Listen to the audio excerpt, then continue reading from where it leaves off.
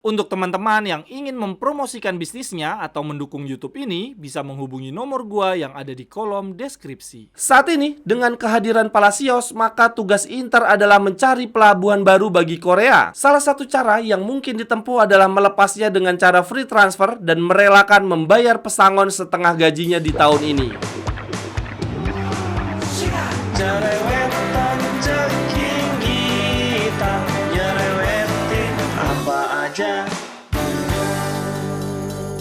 Teman-teman yang sedang kalian saksikan saat ini adalah Cerewetin Inter. Apa kabar teman-teman semua? Semoga dalam keadaan sehat. Hari ini gue punya beberapa berita menarik yang bisa kita cerewetin bareng-bareng teman-teman. Khususnya dari Mercato, bek muda Argentina berkaki kidal Palacios semakin dekat ya untuk menjadi vice Bastoni di musim ini. Kemarin perwakilan dari sang pemain sudah berada di kota Milan, bahkan juga sudah datang ke kantor Inter ya untuk merampungkan detail kontraknya. Menurut Sky Sport teman-teman, Thiago Thomas Palacios ke Inter pada dasarnya sudah selesai. Pihak klub memperkirakan bek berusia 21 tahun tersebut akan tiba di kota Milan di minggu depan. Inter telah menawarkan 6,5 juta plus bonus dengan total valuasi 11 juta. Gokil, mahal banget teman-teman. Tawaran ini memang belum diterima secara resmi oleh klub dari Palacios, tetapi Inter menyatakan bahwa tidak akan menaikkan tawarannya. Kontak antar kedua klub akan terus terjalin sampai dengan mendapatkan kesepakatan akhir. Lalu ada juga dari jurnalis Calcio namanya Alfredo Pedula. Dia bilang bahwa Thiago Thomas Palacios semakin dekat untuk bergabung ke Inter dengan kesepakatan senilai 6,5 sampai dengan 7 juta. Dokumen dan detail akhir sedang coba diselesaikan. Wah, akhirnya teman-teman ada kabar baik dari Mercato ya. Tidak anyep-anyep banget dan menurut gue lumayan banget lah kita mendapatkan vice Bastoni. Semoga Palacios bisa cepat beradaptasi sehingga Bastoni bisa mengisi dua posisi ya. Selain center back kiri, Bastoni juga bisa mengisi center back tengah seperti halnya dia di tim nasional Italia. Dan selain itu, Jan Bisek menurut gue juga bisa mengisi posisi center back tengah. Di pramusim dia beberapa kali menempati posisi tersebut. Artinya teman-teman, dengan kedatangan Palacios, kini kita punya dua center back muda yang bisa mengisi posisi center back tengah, yaitu Bastoni dan Jan Bisek. Jadi sebetulnya kita tidak perlu khawatir banget ya teman-teman tentang performa center back tengah kita. Kan banyak yang mulai khawatir tuh, De Vrij dan Acerbi semakin tua, performa menurun. Tenang aja, karena kita punya Bastoni dan Jan Bisek yang siap tampil sebagai center back tengah. Lalu kemudian isu Mercato berikutnya ini cukup menarik teman-teman, dari Rabiot ya. Media Prancis L'Equipe mengatakan Inter tetap memantau situasi dari Adrien Rabiot yang masih berstatus bebas transfer. Rabiot saat ini masih mencari klub yang dapat membuatnya bermain di Liga Champions dan juga bahkan Piala Dunia antar klub. Selain Inter, MU dan Madrid juga berminat pada gelandang Prancis tersebut. Nah, kalau teman-teman gimana? Pada seneng nggak sama Rabiot? Ini kalau gua baca-baca ya, komentar fans Juve, kemudian para penggemar timnas Prancis itu pada benci loh sama Rabiot, pada banyak yang ngejek, pada bilang Rabiot ini mainnya nggak jelas. Tapi kalau gue pribadi suka-suka aja sih Rabiot ke Inter, karena gaya bermain dia, karakter dia akan melengkapi skuad kita saat ini ya. Menurut gue, lini tengah kita saat ini masih kekurangan tipe gelandang seperti Rabiot ya, yang tinggi besar, yang kuat untuk adu fisik dan duel udara. Kalau dulu banget teman-teman, kita punya profil gelandang yang sangat lengkap ya dalam diri Patrick Vieira. Selain dia tinggi besar, fisikal banget, bagus dalam duel udara, dan tekniknya juga sangat tinggi. Lalu kemudian di tahun-tahun berikutnya ada penurunan sih, tapi setidaknya kita punya Vecino dan Gagliardini yang siap beradu fisik dan duel-duel udara. Nah, untuk gelandang kita saat ini teman-teman, tidak ada yang seperti itu ya karakternya, sehingga menurut gua Rabiot akan sangat menyempurnakan lini tengah kita. Akan tetapi permasalahannya adalah gelandang kita sudah penuh banget, dan kasihan ya Fratesi sama Aslani. Kalau sampai Rabiot datang, aduh, mereka berdua bisa-bisa makin jarang mendapatkan menit bermain. Akan tetapi teman-teman, menurut gue ya, ide untuk mendatangkan Rabiot yang mana lini tengah kita akan sangat gemuk, punya 7 gelandang, ini nggak apa-apa sih, bagus banget.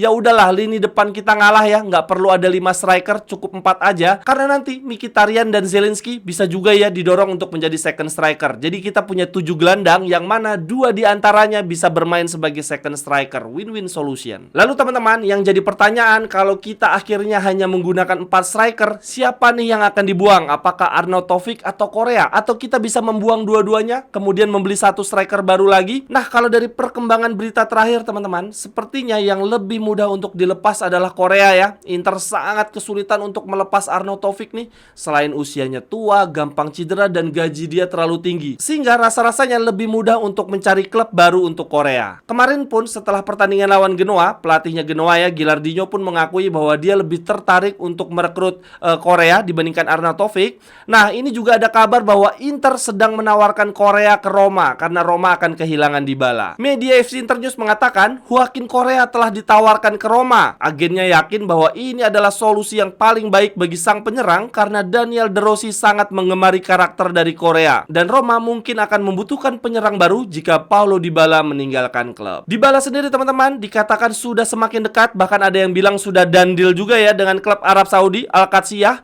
Transfer dia cuma 3 sampai dengan 4 juta teman-teman, murah banget. Kontraknya 3 tahun dan gajinya 15 juta per tahun. Gokil. Gaji 15 juta nggak akan ada yang bisa nih ngegaji gini nih di Serie A. Dan ya teman-teman, satu lagi nih, kalau kita lihat ya line up dari klub barunya si Dybala namanya Al-Qadsiah, buset deh. Penyerangnya Aubameyang, di gelandangnya ada Nandes teman-teman. Lalu di backnya ada Nacho, mewah banget. Lalu kemudian berita mercato lainnya teman-teman, dari Dumfries yang semakin kecil kemungkinannya untuk pindah. FC Internews mengatakan bahwa Ausilio baru-baru ini bertemu dengan perwakilan dari Denzel Dumfries di London. Detail akhir terkait perpanjangan kontrak sudah hampir selesai. Dumfries, banyak gaya sekali dirimu, mau perpanjang kontrak aja susah banget.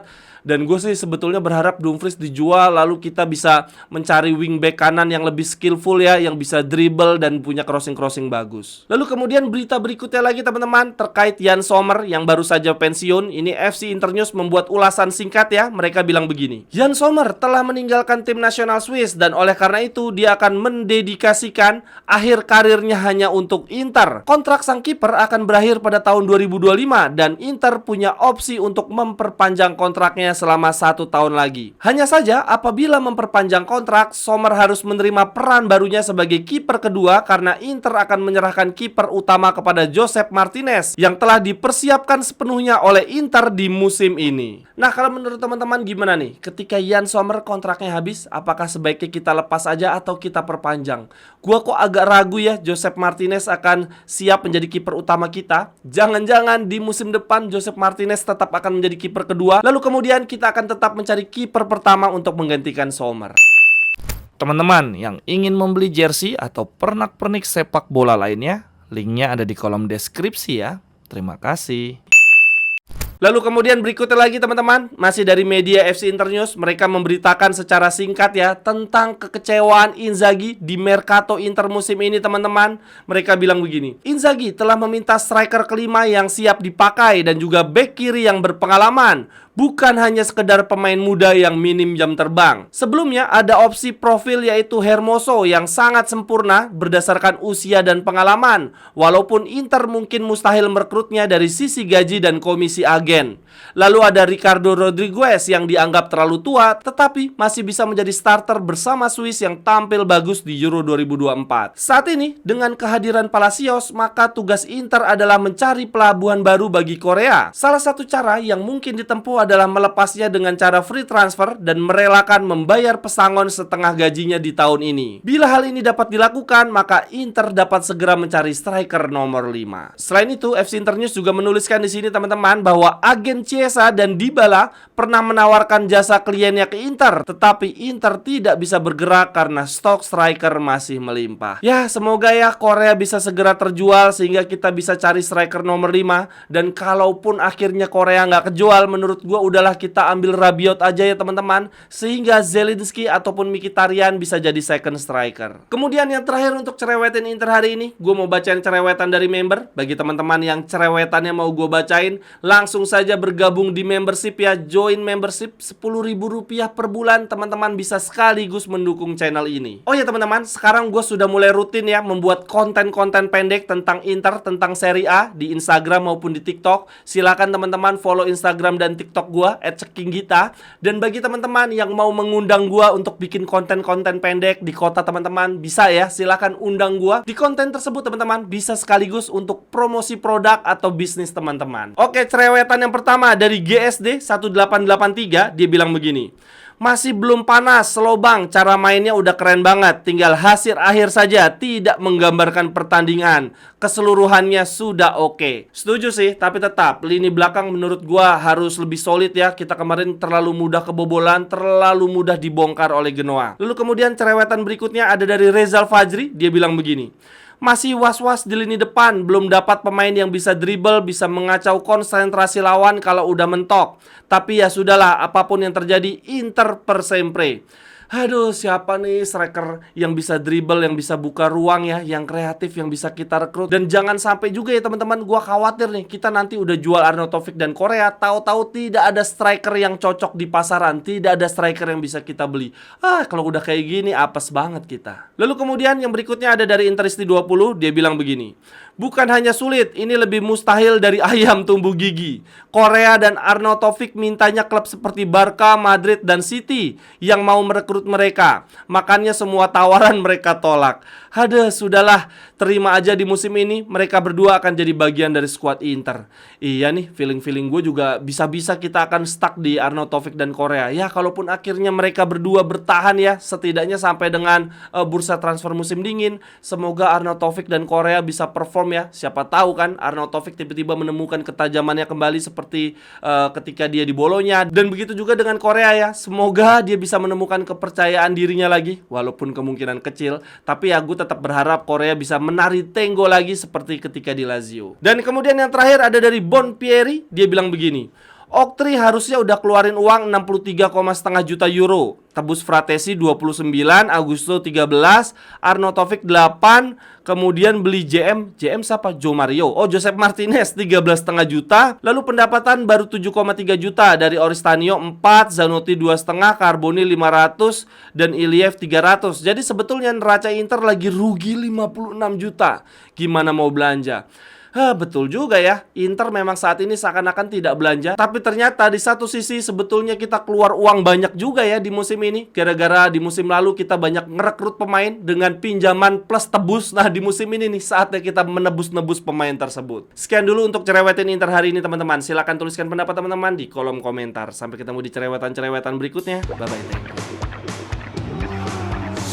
Cerewetan ceking kita, nyerewetin apa aja.